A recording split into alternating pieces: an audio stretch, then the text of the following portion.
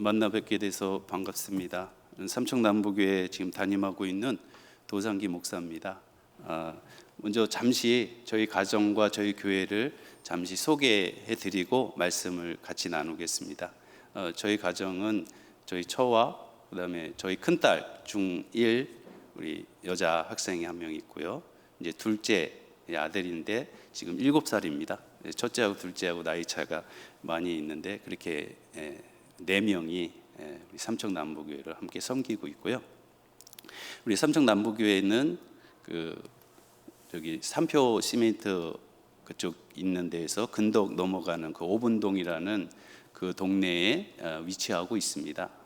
지금 올해가 33년 됐으니까요. 교회가 상당히 오래됐습니다. 제가 6번째 담임자인 것 같은데 교회가 오래됐지만 교회가 미자리고 적은 성도들이 이렇게 모여서 함께 예배하고 있습니다. 제가 올 때 권사님 한 분하고 그 남편 되신 집사님 이렇게 2분 계셨거든요. 제가 3년 이제 됐는데 3년 전에 왔을 때 상당히 어려운 그런 교회였습니다. 와서 리버넬링 공사를 시작하고 또 서울에서 이렇게 선교팀들이 와갖고 선교도 해주고 그래갖고 지역에 있는 분들이 조금 전도돼서 나오게 되고 그렇게 했는데 뭐 또 태풍이 오고 그래서 또 망가져서 또 수리하고 그러다가 이제 또 코로나 오고 그래갖고 조금 이제 좀 주춤하고 그랬죠. 그리고 그 오분동 그쪽이 좀 연세가 많으신 분들이 많이 사셔갖고 어렵게 전도됐는데 벌써 2분이 소천하셨습니다. 그래서 지금은 한 열댓 명 정도 같이 이렇게 예배 드리고 있는데 저희 가족이 벌써 4명이지 않습니까? 4명의 최고 고참이 91세 어르신이 계시고 저희 아들이 7살인데 제일 이제 어린 나이입니다. 그래서 몇 분이 함께 모여서 교회를 이뤄가고 있는데 뭐 그렇게 쉽지만은 않습니다. 그런데 이제 큰빛교회에서 이렇게 예배 지원을 보내주시고 그래서 다시 한번 함께 예배하고 기도하면서 교회가 또 든든히 세워질 수 있는 그러한 좋은 기회라고 그렇게 생각합니다. 그래서 여러분 함께 기도해 주시고 여기서 가까이 있지 않습니까? 교회가 항상 기억하시고 그래서 저희 교회도 성장하고 또 큰빛교회도 더 성장하는 그러한 일들이 가득하기를 바랍니다. 지금 코로나19 이 팬데믹으로 인해서 많은 분들이 어려워하고 있습니다. 또 교회도 많이 어려워졌죠. 그래서 우리나라 이 감리교회 그 통계가 나왔는데 지난해에 3만 5천 명이 교인이 줄었다고 합니다. 이 3만 5천 명이라는 거는 저희 감리교회에 있는 연회 중에 충북 연회가 한 3만 5천 명 정도 됩니다. 그러니까 한 해 동안 하나의 연회가 사라질 정도로 이제 교인이 많이 줄어들었다는 거죠. 지금 우크라이나하고 소련이 전쟁을 하고 있어서 세계 경제가 상당히 많이 어려운 가운데 있고 물가가 많이 상승하고 있습니다. 그래서 참 살기 힘들다, 먹고 사는 게 너무 힘들다 이렇게 이야기들을 합니다. 먹기 위해서 사는 건지 살기 위해서 먹는 건지 우리의 인생에 다양한 이 삶의 문제들이 이루어지고 있는데 이 문제들을 과연 우리가 어떻게 해결할 수 있을까? 세상에 있는 사람들은 여러 가지로 진단을 하고 답을 내립니다. 그러나 우리 그리스도인들은 어떻게 답을 내립니까? 기도 외에 없다는 거죠.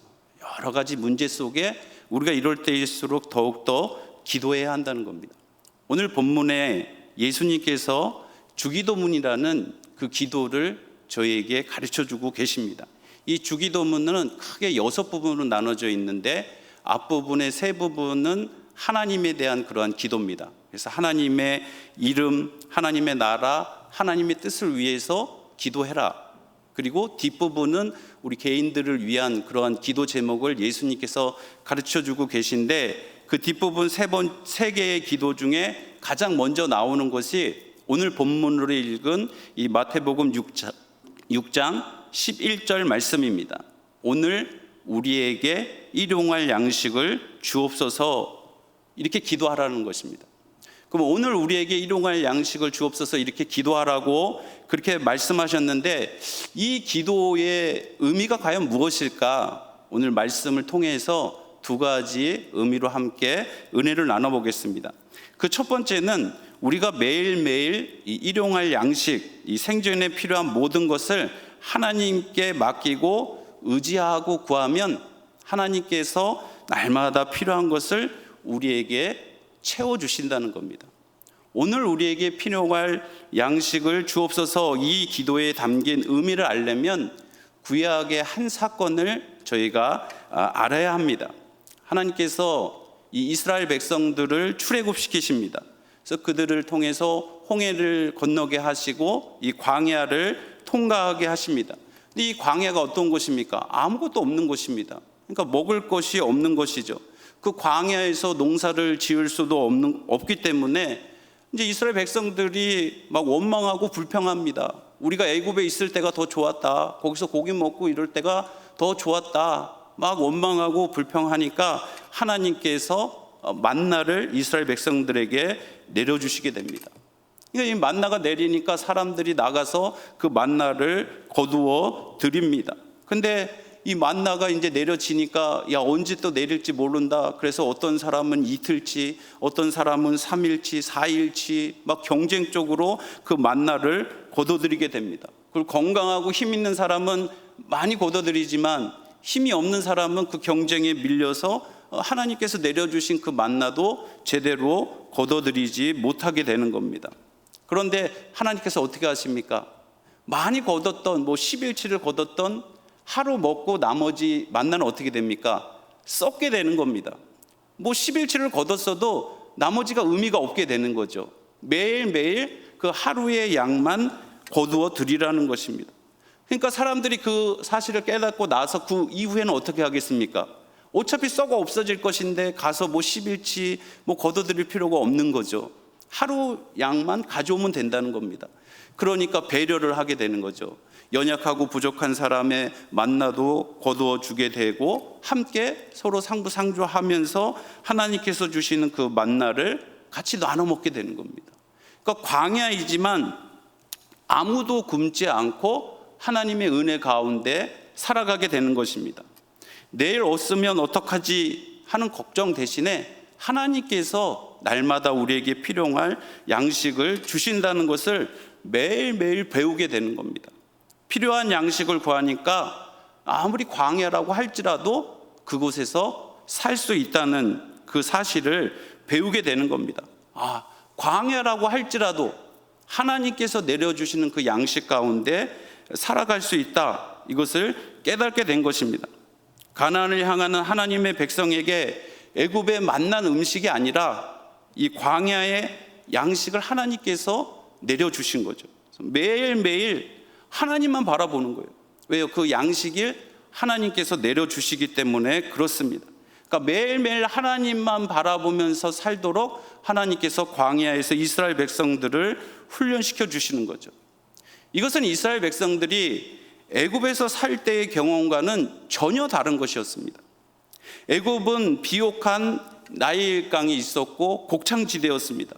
그래서 매년 추수해서 창고에 가득 쌓아놓고 그것으로 먹고 그렇게 살아갔습니다.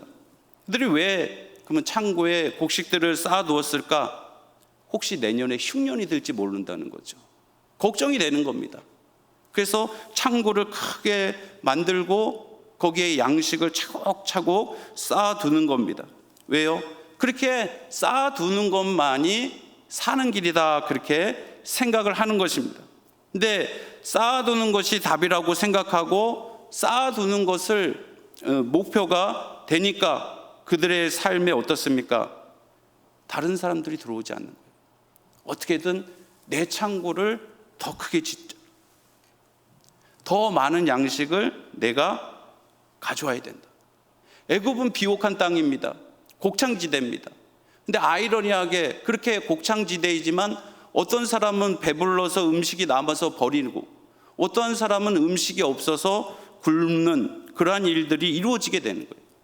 광야는 음식이 없는 곳이지만 배를 굽는 사람이 없었는데 비옥한 땅인 애굽에서는 굶는 사람이 생기는 그러한 일들이 생겨나게 되는 것입니다. 하나님께서 이스라엘 백성들이 광야에서 이 애굽의 삶의 방식과 전혀 다른 살아가는 삶의 방식을 경험하기를 원하셨던 것입니다.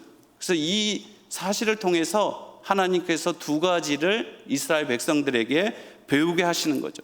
그러니까 광야의 만나를 통해서 하나님께 배우는 것이 뭐냐? 첫째는 뭡니까? 일용할 양식을 누가 내려준다? 하나님께서 주신다는 겁니다. 이런 확신이 없으면 불안합니다. 불안하면 어떻게 됩니까? 계속 쌓아두게 되는 겁니다. 쌓아두는 것이 삶의 목적이 되고 쌓아둔 것이 나를 지킨다 그렇게 생각하는 겁니다. 그러다가 그것이 뭐가 됩니까? 신이 되는 거예요. 우상이 되는 거예요. 든든하다. 이것이 나의 인생을 이끌어 가 줄 것이다 그렇게 생각을 하는 겁니다. 그러나 광야에서도 하나님이 양식을 주신다는 것을 믿으면 양식을 쌓아두는 것이 목표가 아니라 양식을 먹고 살아가는 삶이 목표가 되는 겁니다. 그렇게 삶의 목표가 되면 양식을 먹게 되지만 양식 자체가 목표가 되면 삶을 잃어버리게 된다는 것을 이스라엘 백성들이 배우게 되는 겁니다. 두 번째로 이 광야의 만나를 통해서 배우는 것은 삶을 위해서 구해야 할 것은 필요한 것이지 욕망하는 것이 아니라는 겁니다. 욕심내는 것이 아니라는 거죠. 필요한 것을 구하면 광야라고 할지라도 살지만 욕망을 구하면 비옥한 애굽이라고 할지라도 살 수 없게 된다는 겁니다. 모두가 욕망을 쫓으며 산다면 아무리 많아도 자기도 행복하지 아니하고 다른 사람도 행복하지 않게 되는 겁니다. 불행한 일들이 계속해서 생기는 겁니다. 광야의 만나 경험을 통해서 이 두 가지를 하나님께서 배우게 하는 겁니다. 그래서 우리는 아굴과 같은 기도를 해야 합니다. 잠언서 30장 7절로 9절 이 세번역 성경으로 보면 이렇게 말씀합니다. 주님께 두 가지 간청을 드리니 제가 죽기 전에 그것을 이루어 주십시오.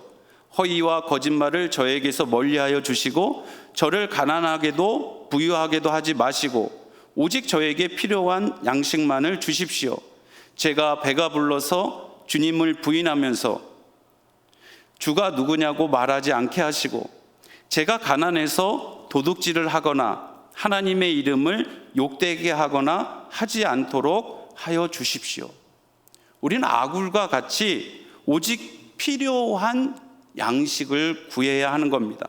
세상에서 자랑할 음식이 아니라 세상을 통과해서 우리가 천성을 가는데 필요한 그 양식만 구하면 그 양식만 있으면 족한 거죠.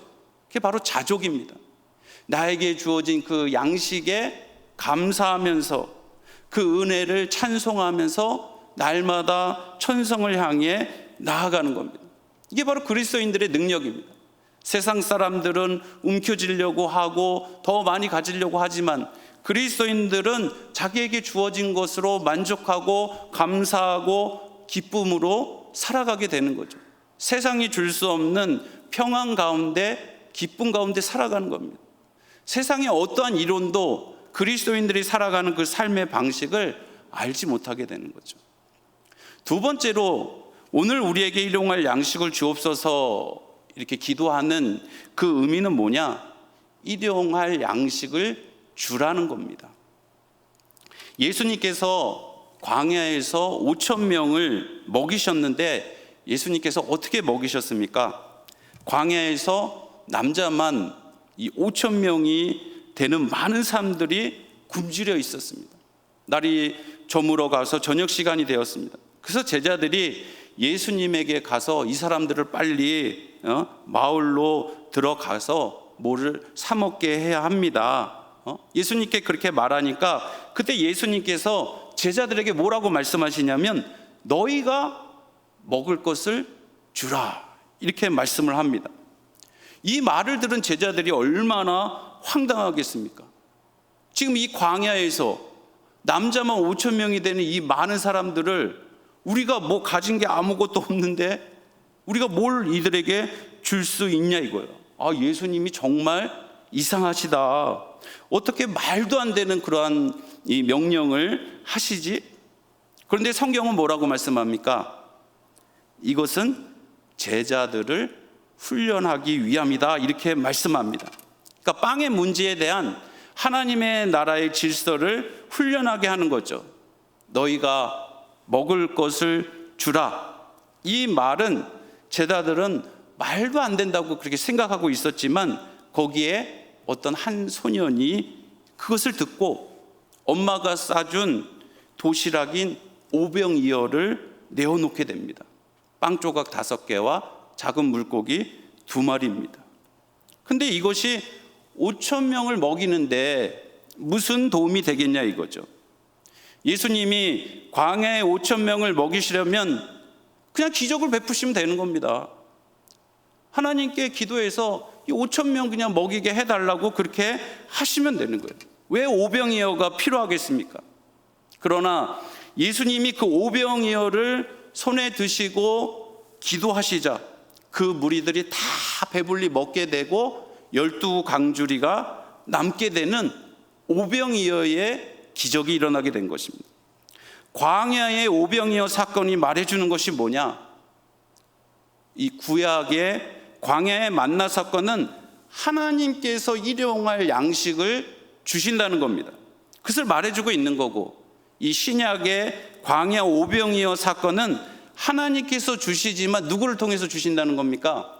사람을 통해서 주신다는 겁니다. 그리고 너희들이 바로 그러한 사람이 되라고 그렇게 말씀하시는 거죠. 하나님이 나를 살게 하려고 주신 각자의 오병이어가 다 있다는 겁니다. 그게 재산이든 직업이든 은사든 각자 너무 작아 보이지만 각자 다 오병이어가 있다는 거죠. 근데 그것을 평생 자기만 잘 먹고 자기만 꾸미는 일에만 사용하다가 가는 사람이 있고, 자기에게 주어진 그 오병이어로 많은 사람들을 먹이며 섬기며 가는 사람이 있다는 겁니다. 세상은 뭐라고 얘기합니까? 자기를 잘 꾸미고 자기 잘 먹는 사람이 승리한 사람이다. 그 사람이 성공한 사람이다. 그게 잘 사는 길이다. 그렇게 얘기를 합니다. 그러나 예수님은 뭐라고 말씀하시는 겁니까? 내게 주어진 그것으로 많은 사람들을 섬기는 것이 참 사는 길이다. 그것이 생명의 길이고 은혜의 길이다. 이렇게 말씀하는 거예요. 하나님의 뜻이 이 땅에 어떻게 임하냐? 하나님이 내게 주신 양식으로 내가 살 뿐만 아니라 그것으로 남도 살리는 이들을 통해서 하나님의 뜻이 온전히 이루어지게 된다는 겁니다. 그래서 예수님께서 오병이어의 기적을 보여주신 후에 그 기적의 더 깊은 의미를 제자들에게 설명을 합니다. 오병이어의 사건을 십자가의 사건과 연결시키면서 양식은 자신이 사람들에게 줄 몸과 피를 상징한다, 그렇게 말씀하시면서 자신을 뭐라고 말씀하십니까? 생명의 떡이요 생명의 내가 음료다, 이렇게 말씀합니다. 그리고 제자들이 모일 때마다 뭐를 하라고 하죠? 성만찬을 해라. 그러면서 주님을 기념해라, 이렇게 명령하십니다. 예수님을 기억할 때 우리가 기억해야 할 것이 많이 있지만 십자가의 죽음을 우리가 기념해야 하는데, 십자가는 뭡니까? 자신을 거룩한 빵으로 양식으로 주심으로 우리를 살린 생명의 사건이라는 것입니다. 성만찬을 행하면서 우리는 거룩한 빵을 우리가 먹는다는 것을 기억해야 하는 것입니다. 하나님이 주시기에 그것은 거룩한 것입니다. 우리는 하나님이 주시는 식물을 먹고 공기를 마시고 죄알을 사용하면서 살아가고 있습니다. 하나님이 주신 그것 자체가 거룩한 것입니다. 우리는 하나님이 주신 빵을 먹고 삽니다. 우리는 우리를 살게 하는 그 빵을 먹으면서 또 일용할 필수품으로 살면서 그것들을 통해서 나를 먹이시는 하나님을 찬양하는 거예요. 내가 잘나서, 내 능력으로, 내 힘으로, 내가 벌어서 내가 먹고 산다. 그리스도인들은 그런 고백을 하지 않죠. 하나님이 은혜로, 하나님께서 나에게 모든 것을 주셨다. 그래서 그것에 대해서 감사하고 하나님을 찬양하는 겁니다. 또한 하나님이 우리에게 양식을 먹여 살게 하시는 것처럼 우리도 양식을, 빵을 주는 자가 되어야 한다는 겁니다. 즉 예수님처럼 우리도 거룩한 빵이 되어야 한다는 거죠. 서로가 살면서 서로를 살린다면 우리는 서로 거룩한 빵이 되는 겁니다. 그런 살림의 삶이 곧 서로 사랑하는 거죠. 하나님을 사랑하고 내 이웃을 내 몸과 같이 사랑하라. 그 이웃을 사랑하는 길이 바로 여기에 있다는 것입니다. 그런데 어떻습니까? 우리가 살아가는 이 세상에서 이 의미를 우리가 알고 이 의미를 실천하는 것이 얼마나 어렵습니까? 사실 이렇게 사는 것이 너무나 자연스럽고 편해야 하는데 이것이 너무 힘들게 됩니다. 그만큼 이 세상은 어떻습니까? 비정상이 정상이 될 정도로 왜곡되어 있는 겁니다. 사단 마귀가 끊임없이 속여 나아가는 겁니다. 여러분, 앞으로 이 시대는 더욱더 이 왜곡이 심해질 것입니다. 더욱 양극화되고 쌓는 것을 더 목적으로 삼을 것이고 그것을 신으로 모실 겁니다. 만몬을 섬기고 세상의 쾌락을 섬기고 물질을 섬겨 나아가는 그런 일들, 그러면서 그것이 승리한 것이라고 자랑하는 그러한 시대가 된 것입니다. 이러한 시대이기 때문에 우리에게 필요한 기도가 뭡니까? 오늘 예수님께서 가르쳐 주신 이 주기도문, 오늘 우리에게 일용할 양식을 주시옵고, 이 기도가 우리에게 더 필요한 겁니다. 이 기도를 더욱더 절실하게 하는 그러한 사람들이 필요한 겁니다. 우리 모두는 소유자가 아닙니다. 주님이 주시는 것을 맡은 청지기입니다. 청지기는 어떤 사람입니까? 모든 것이 누구의 것이에요? 주인의 것이라는 거예요. 내 것이 아니라는 겁니다. 주인의 것이라는 거죠. 주인이 주신 양식으로 내가 살아간다. 하나님의 은혜로 내가 살아간다. 그것을 기억하는 겁니다. 우리는 하나님의 것이다. 하나님이 필요한 모든 것을 주신다. 내게 있는 모든 것을 보면서 이것은 하나님이 주신 거다. 내가 번 것이 아니라, 이것은 내 것이 아니라 하나님의 것이다. 그리고 그것을 고백하면서 그것을 숭배하지 않고 그것을 주신 하나님을 보고 하나님을 예배하고 하나님을 높이는 겁니다. 또 청지기는 모든 것을 주인의 뜻에 따라 사용하는 겁니다. 내 뜻대로 하는 게 아니에요. 청지기는 주인의 뜻대로 하는 겁니다. 주인의 뜻은 내게 맡긴 양식으로 나도 먹지만 남도 먹이는 겁니다. 그것이 주인의 뜻이라는 거죠. 나도 살지만 우리를 살게 하는 겁니다. 오늘 말씀에 뭐라고 말씀합니까? 오늘 누구에게 일용할 양식을 주시옵고죠? 우리에게입니다. 우리가 함께 더불어 살아가는 겁니다. 함께 은혜를 나누는 겁니다. 이것이 하나님께서 우리에게 원하시는 그러한 삶이라는 겁니다. 내게 주어진 것이 무엇이든지 그것으로 남을 먹이며 함께 살아가라. 콩 한 쪽이라도 나눠서 함께 더불어 살아가는, 은혜와 사랑을 나누는 그러한 시대를 원하신다는 거죠. 그러나 우리가 이 세상을 살아가는 동안 그건 맞는 얘기야, 그렇게 살아야 돼. 그러나 실제로 그렇게 살아가는 것이 어떻습니까? 너무나 어렵다는 거죠. 그래서 예수님께서 주기도문에서 이 기도를 너희들이 반드시 하라는 거죠. 오늘 우리에게 필요할 양식을 주시옵소서. 하나님이 나에게 주셔야 합니다. 하나님이 주신 것으로 더불어 함께 나누며 살아가게 하여 주시옵소서. 우리 끊임없이 기도하고 영적인 싸움을 해야 합니다. 하나님께서 원하시는 이러한 일들을 이루어 나가야 합니다. 여러분을 통해서 이러한 복된 일들이 날마다 충만하게 이루어지는 그러한 귀한 역사가 이루어지기를 바랍니다. 기도하시겠습니다. 사랑의 하나님, 우리에게 필요한 양식을 주시옵소서. 하나님의 은혜로 충만한 은혜를 누리게 하여 주시옵소서. 그 은혜로 우리 주위에 있는 많은 이웃들을 더불어 살리게 하여 주시옵소서. 그들에게 은혜를 베풀고 그들에게 사랑을 베풀고 더불어 함께 살아 하나님의 나라를 이루어가는 귀한 역사가 우리들의 삶을 통해서 온전히 이루어질 수 있도록 축복하여 주시옵소서. 감사드리며 예수님의 이름으로 기도드렸습니다.